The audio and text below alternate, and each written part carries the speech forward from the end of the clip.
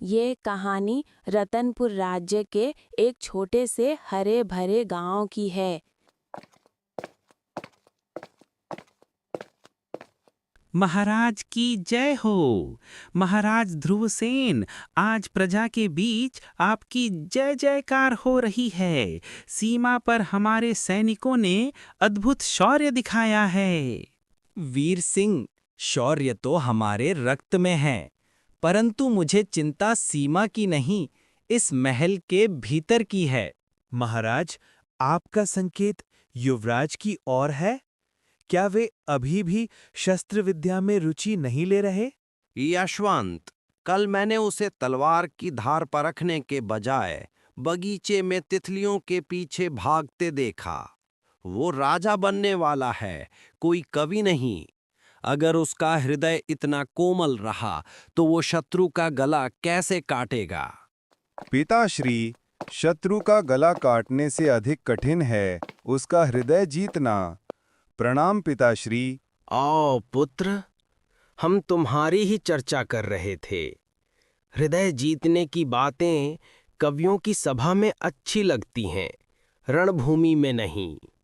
तुम्हें कठोर बनना होगा। क्या कठोरता ही एक राजा का एकमात्र गुण है पिताश्री?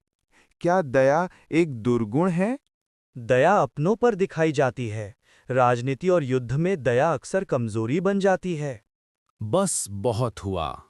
तर्कों से राज्य नहीं चलते। युवराज, कल प्रातः हम शिकार पर जा रहे हैं और इस बार तुम केवल दर्शक नहीं रहोगे। तुम्हें अपना पहला शिकार करना होगा। ये मेरा आदेश है। लेकिन पिताश्री, निर्दोष पशुओं की हत्या। ये हत्या नहीं, आखेट है। ये क्षत्रियों का धर्म है। कल ब्रह्म मुहूर्त में तैयार रहना। यशवंत, प्रबंध करो। हम काली घाटी के घने जंगलों की ओर जाएंगे।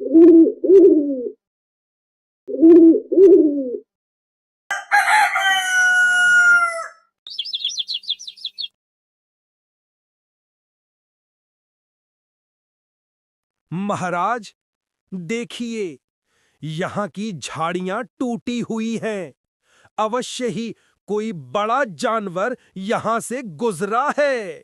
सही कहा यशवंत। पंजों के निशान तो नहीं है, लेकिन खुरों के निशान गहरे हैं।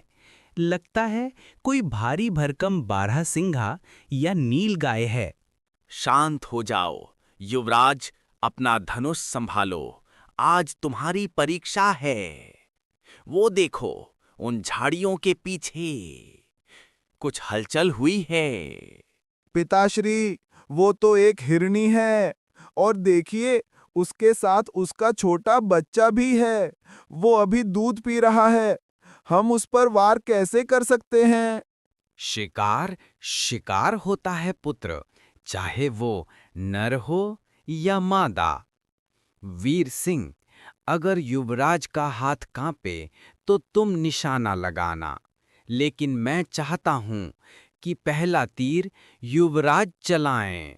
नहीं पिताश्री, मैं यह पाप नहीं कर सकता। उसकी आंखों में देखिए, वो डरी हुई है। कायरता मत दिखाओ, संधान करो प्रत्यंचा। अचानक झाड़ियों से आवाज आती है। रुको, हे राजन, रुक जाओ। महाराज, क्या आपने सुना? ये जानवर इंसानों की बोली बोल रहा है। ये कोई माया है महाराज, सावधान। कौन हो तुम? मेरे सामने आओ। क्या तुम कोई वनदेवी हो या कोई राक्षस? वनमाया, हिरणी सामने आते हुए। मैं वनमाया हूँ, इस वन की पुरानी बाशिंदा। राजन, तुम उस पर तीर चला रहे हो जो निहत्था है, और तुम युवराज, तुम्हारे नेत्रों में दया है, फिर तुम्हारे हाथों में ये घातक अस्त्र क्यों? माँ, मुझे डर लग रहा है। ये लोग कौन हैं? इनके पास वो नुकीली लकड़ियां क्यों हैं? डरो मत पुत्र, ये राजा है, जिसे लगता है कि शक्ति का प्रदर्शन प्राण लेने में है, प्राण देने में नहीं।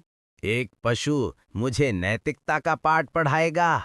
वीर सिंह, ये जादुई हिरणी है, इसे मारो मत, इसे हम जीवित पकड़ेंगे।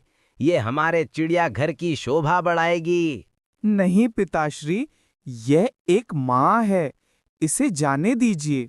मुझे कैद करना हवा को मुट्ठी में कैद करने जैसा है राजन। यदि तुम में साहस है तो मेरे पीछे आओ, उस नील सरोवर तक, जहाँ सत्य और असत्य का भेद मिट जाता है। हिरनी और बच्चा तेजी से भागते हैं।